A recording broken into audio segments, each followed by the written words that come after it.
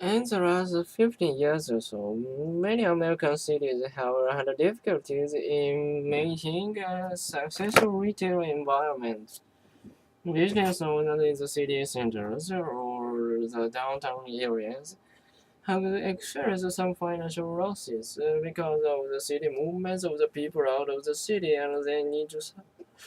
In general, downtown they don't have that many residential areas, not that many people live there. So what then this city planner decided to do about it? Well, one way they've come up with some way to attract more people to shop downtown was by creating pedestrian malls. Nowadays, pedestrian mall, it's a pretty simple concept really. It is essentially an outdoor shopping area designed just for people for food and unlike many of us shopping malls that built in suburb nowadays, these pedestrian malls are typically located in the downtown area of the city. And their feature like wide sidewalks, comfortable terrace seating, and maybe even for fountain. There are variation on this model, of course, but the shopping spread that will get you shopping in the city without needing their cars. So I'm sure you can see how heavy an area that often is overrun traffic will be ideal for a heavily populated city. Well, the streets will otherwise be bustling with noise and present traffic congestion. Now the concept, which originated in Europe, was adopted by American city planners in the late 1950s.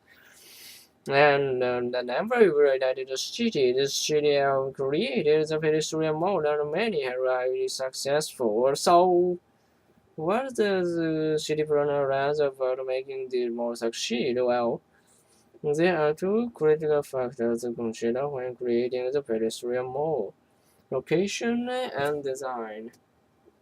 Both of which are equally important. Now let's start with location. In choosing a specific location for pedestrian mode, there are in fact two considerations: proximity to potential customers, that's we'll call it customer base, and accessibility to public transportation, which we will get into just a moment. Now, for customer base, the most obvious example would be a large office building, since the employee could theoretically go shopping after work or during their lunch hour, right?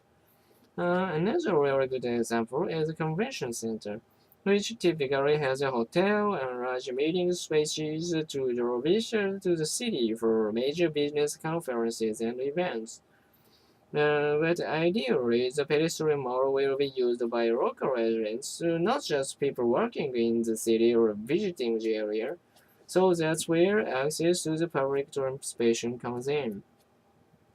If the designer planned to locate the mall in central transportation hub like bus terminal or major train subway station, or they work with the city official to create sufficient parking area not too far from the mall, which makes sense because people can.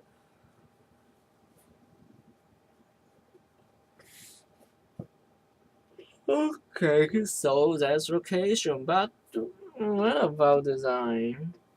Well, design doesn't necessarily include things like sculptures or decorative walkways or even eye-catching window displays or art.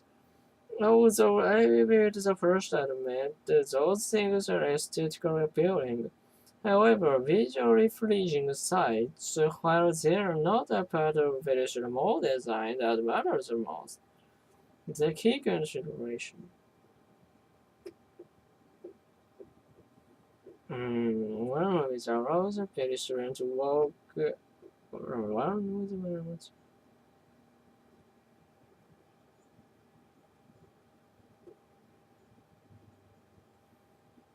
without having to stay alone.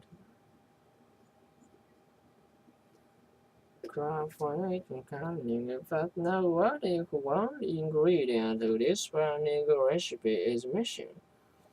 There could quite be possible long-lasting effect, and I think a good example is the pedestrian mall is the River Kentucky, for instance. Now, when the River Mall was built, it had lots of visual appeal. It was attractively designed right in the small part of downtown, and it pretty much possessed all the design elements for success.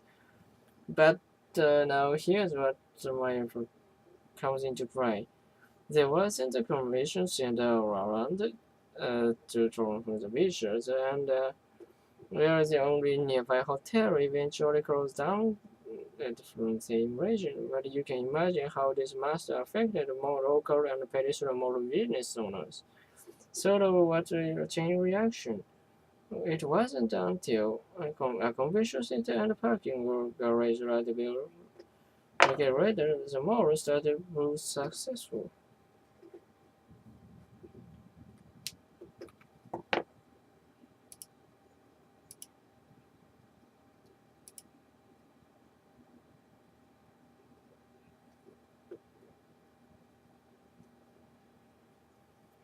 Oh.